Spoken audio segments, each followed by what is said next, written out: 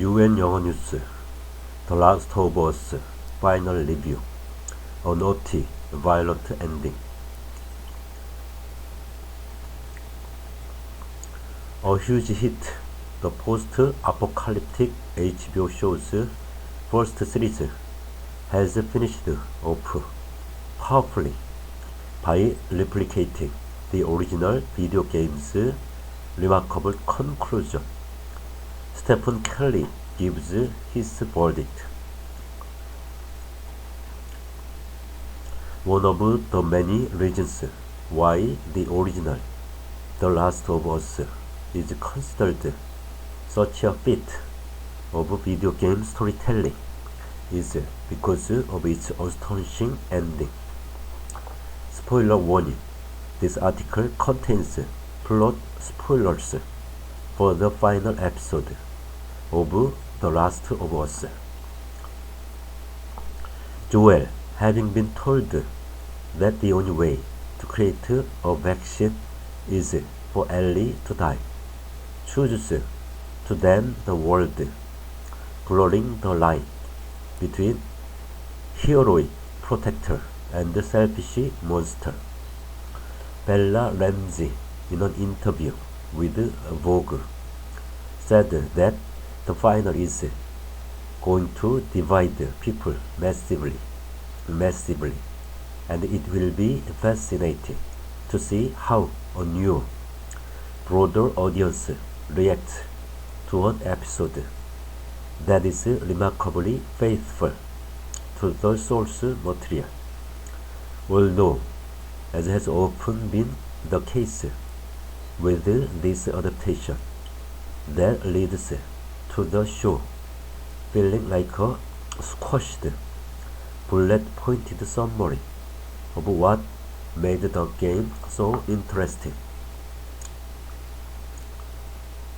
After last week's encounter with violent, pedophilic cannibal David, the final picks up with Ellie in a pensive mood.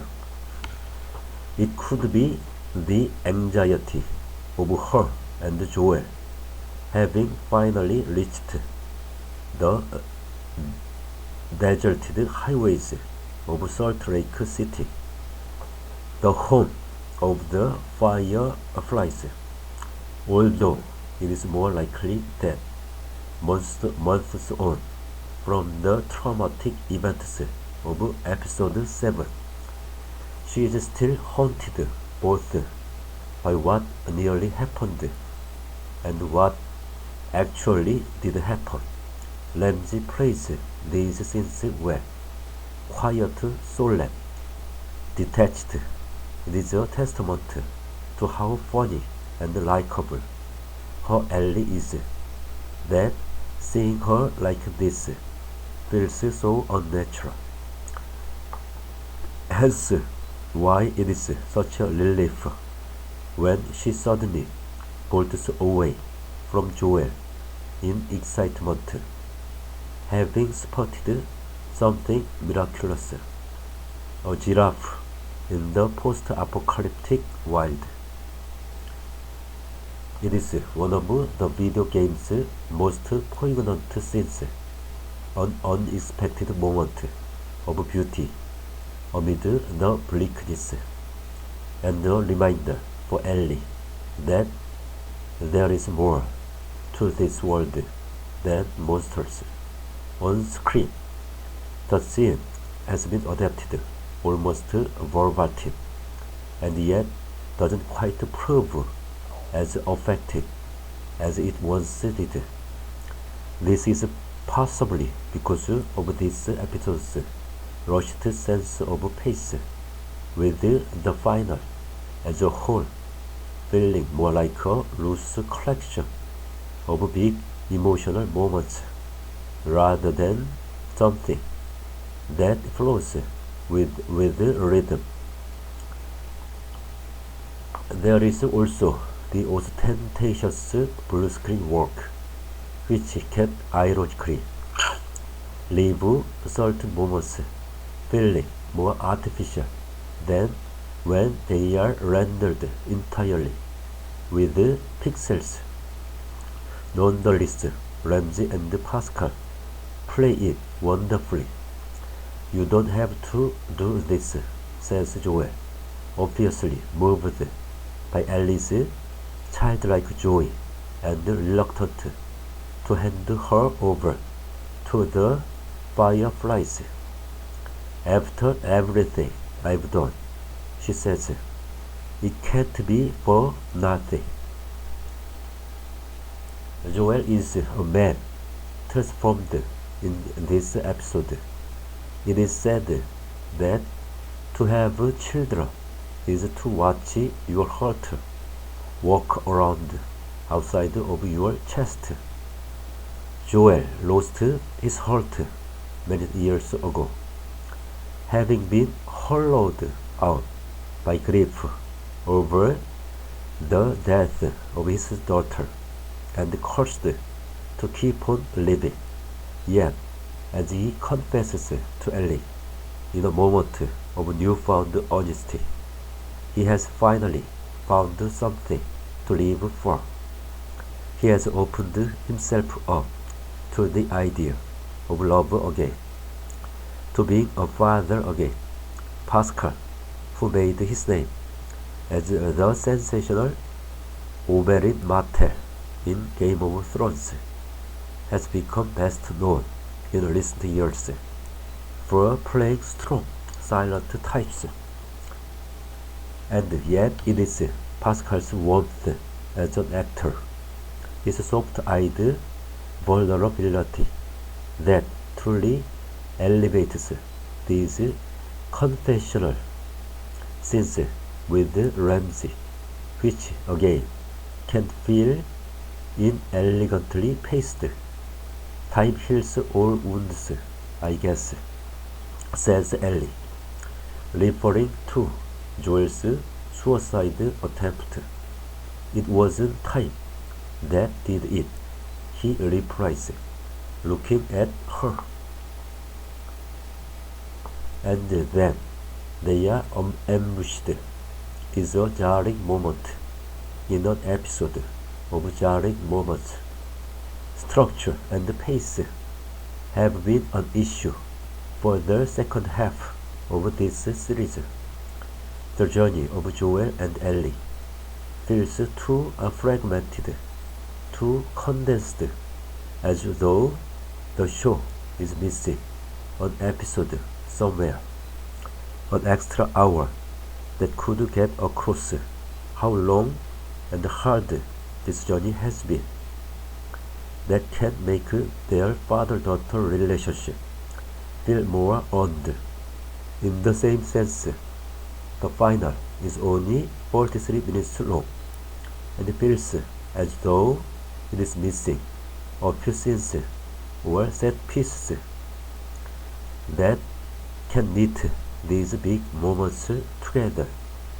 In the game, this is achieved through a lengthy sequence where Joel and Ellie must make their way through a tunnel of monstrous creatures and bloaters, only to reach the other side and find themselves captured by fireflies.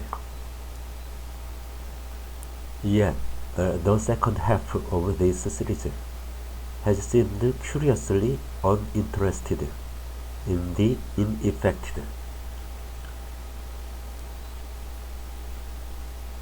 Nonetheless, Joel wakes up in a dilapidated hospital and is told the news by Firefly leader Marle Dandridge.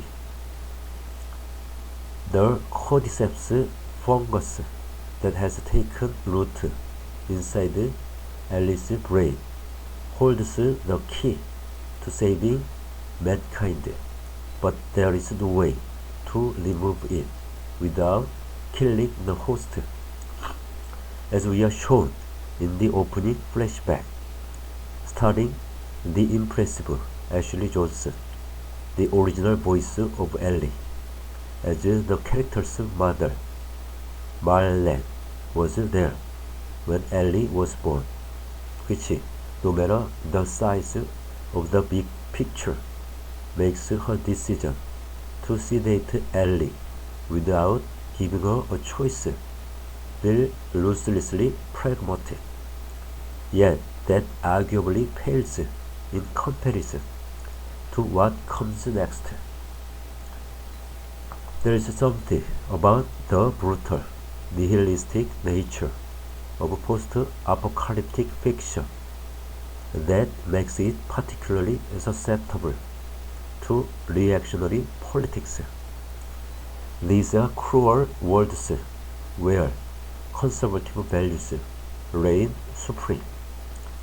Macho Wild West fantasies where only the strong and self-interested survive, and where men reclaim their place as gun-toting hunter-gatherers. Despite its ostensibly liberal politics, Episode 3's tender gay love story being the prime example, The Last of Us has not exactly proved the exception to the rule. For that, you should seek out another HBO series, last year's Sublime Station 11.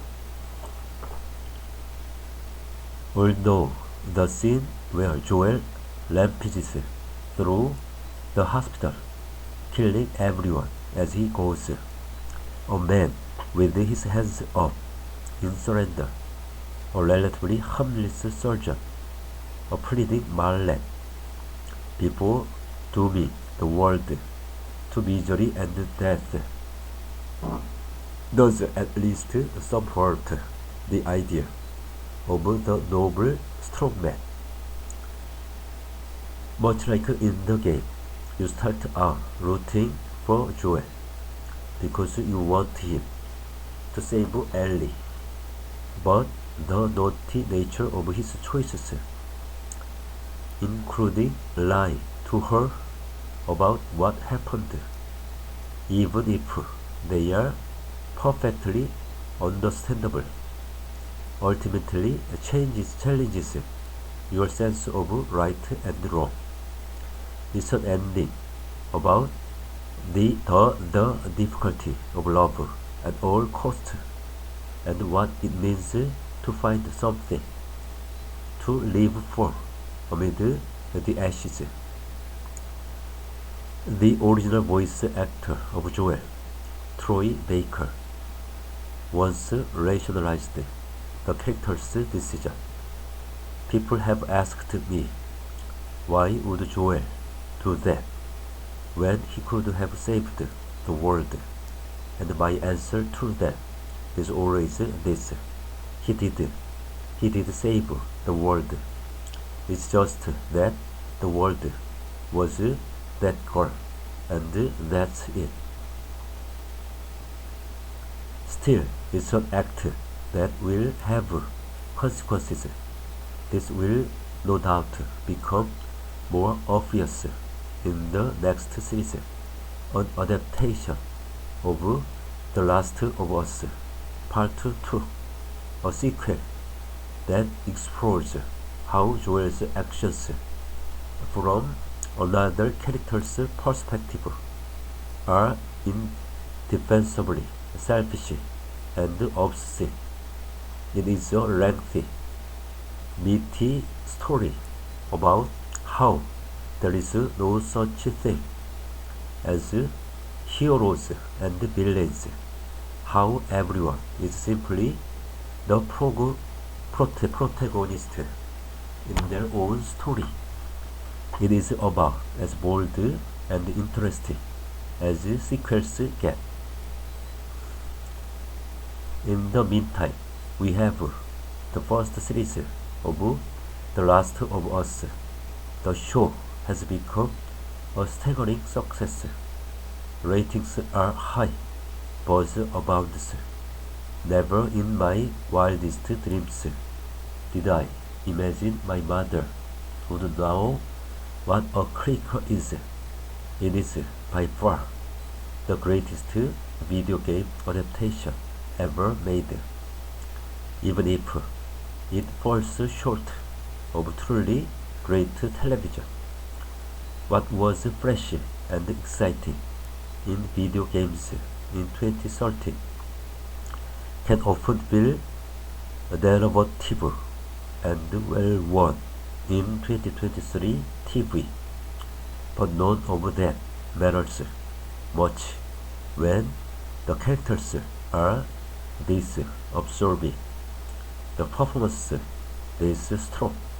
Joel's choice might not have saved the world, but it has brought The Last of Us a long, shocking, harrowing future.